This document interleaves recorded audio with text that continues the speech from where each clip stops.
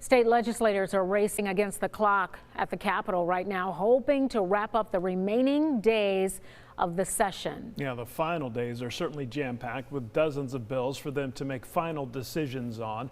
Our Samantha Boyd joins us live from the state capitol. And Samantha, are they making any progress, especially considering how many bills remain?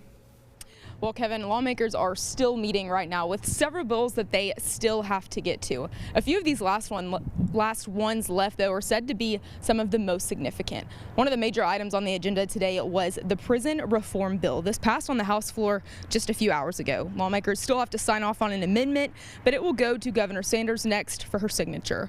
Another bill headed to her desk now is the Social Media Protection Act. This will require parental consent on social media for any user under 18. The House also passed some budget bills pretty quickly this morning, and this includes a Medicaid expansion bill and the Revenue Stabilization Act. Now, in these last few hours of session, lawmakers from both parties tell me no one can argue that this has been a session for the books. The time is now. If you're gonna get something passed, you've got to do it now. I think a lot of our candidates are glad that the legislature is going to be wrapping up tomorrow. There's always a rush at the end. We're drafted.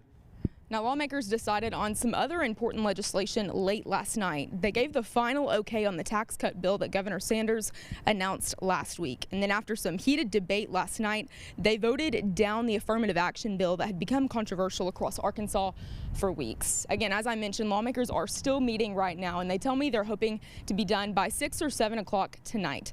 They're set to meet back at the Capitol tomorrow morning to check off their last few boxes of this session. Reporting live in Little Rock, Samantha Boyd, Fox 16 News.